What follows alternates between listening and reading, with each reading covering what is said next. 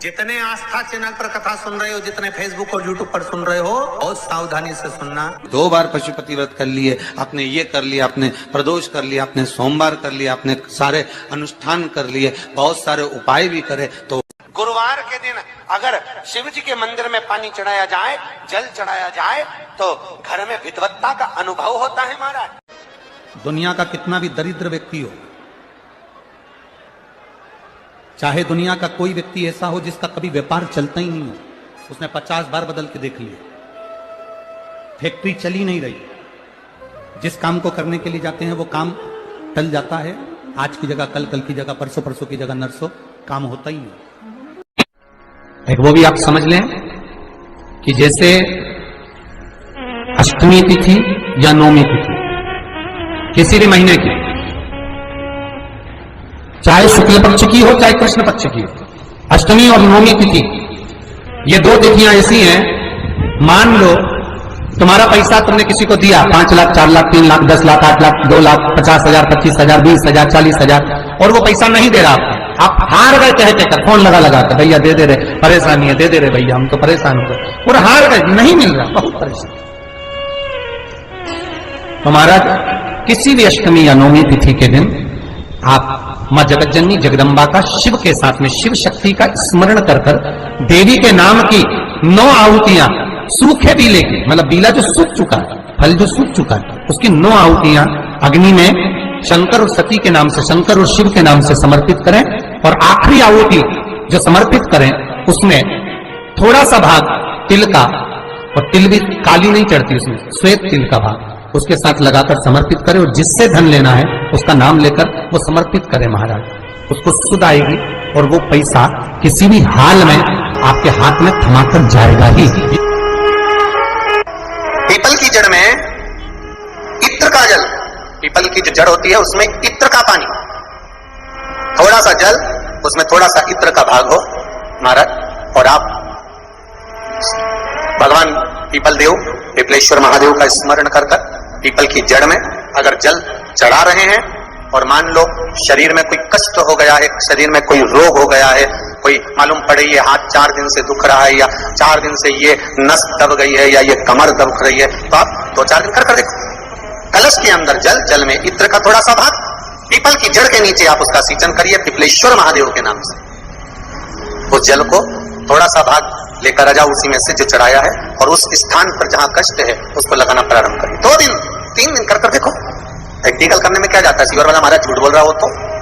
बहुत बड़ी अगर कोई तकलीफ खड़ी हो जाती है। तो श्रम्भेश्वर महादेव, एक बार सब बोलेंगे, कौन से महादेव? श्रम्भेश्वर महादेव, फिर जम के बोल लो एक बार, श्रम्भेश्वर महादेव। सारी दुनिया में जाकर बोलिया है, जगह जगह जाकर प्रार्थना कर ली, निवेदन कर लिया, तो भी तुम्हारा अगर कोई काम ना बने, जब हमारे घर में क्रोध बढ़ता है या कोई गलत कार्य में जाने लगता है, तो श्रम्भेश्वर महादेव का हमें शरणागति लेना चाहिए, श्रम्भेश्वर महादेव का पूजन करना चाहिए। शंकर भगवान की जलाधारी में से पानी नीचे बहता, जैसे ये गोल जलाधारी है, ये शिवलिंग है, यहां से पानी नीचे बहता है, शिवलिंग के स्पर्श की जगह जहां से पानी बहता है जाता है ये गोल, और यहाँ से जो भगवान के चरण है जहां से पानी नीचे गिरता है, समझ रहे हो ना सब? उस स्थान पर अपनी जो ये हथेली होती है, इस हथेली को कुछ देर लगा लिया जाता है। कौन सा स्थान? जहां से शिवलिंग पर जल चढ़ा, ये जलाधारी में गोल घूमा, घूम के जहां चरण से नीचे जाता है, वहां कुछ देर के लिए इस हथेली को लगा लिया जाता है, अपनी हाथ की, सीधे हाथ की हथेली को लगाया जाता है, और देवाधिदेव महादेव का या तो पंचाक्षर मंत्र या षडाक्षर मंत्र या श्री शिवाय नमस्ते इस मंत्र का या महामृत्युंजय मंत्र का स्मरण करते रहे। बाबा से निवेदन तो करो, क्यों भटक रहे? और दिल की बात भगवान शिव से कह दी जाती है, हृदय से कहकर 2 दिन, ज्यादा से ज्यादा 3 दिन, ज्यादा से ज्यादा 5 दिन, बस 6ठे दिन की जरूरत नहीं पड़ेगी, बाबा रास्ता खोल देगा और कार्य सबसे कर देगा। दिल की बात कहो शिव से, अपने दिल की बात कहिए बाबा से, और जब दिल की बात कहोगे, हृदय की बात बाबा से कहोगे, तो बाबा सुनेंगे। निश्चित है कि कथा करती है कि शंकर भगवान के शिवलिंग से लेकर जलाधारी में कुछ स्थान ऐसे हैं, वहां पर हमारा मात्र स्पर्श कर अपने दिल की बात कार्य सफल हो जाता है। तुम जल चढ़ाओ मत चढ़ाओ, तुम बेलपत्र चढ़ाओ मत चढ़ाओ, तुम धतूरा चढ़ाओ मत चढ़ाओ, पर दिल से अगर तुमने कहा तो उसका फल मिलेगा। शुक्ल पक्ष की नवमी तिथि। तो बेलपत्री दोनों में पीला चंदन, बीच में लाल चंदन, और जो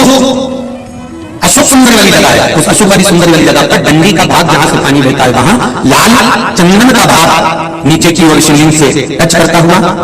लाल चंदन का भाग और दोनों चंदन पीले चंदन के भाग बेलपत्री के उस अशोक सुंदरी वाली जगह पर रखकर मन कामना से शरीर में अगर कोई रोग हो गया जिससे चमड़ी सफेद पड़ रही हो या काया कोई जगह जगह पर खाज हो गया या कोई सोराइसिस जैसी बीमारी हो गई है तो शिव जी पर उस जल को समर्पित कर कर उस बेलपत्री का जो पानी है वो लेकर आए, शरीर में उस स्थान पर लगाना प्रारंभ करें। धीरे धीरे लगभग 15 से 20 दिन तक अगर क्रम करा और श्री शिवाय नमस्तुभ्यं का जाप किया ये निश्चित है काया की रूप में प्रारंभ हो जाती है, निश्चित।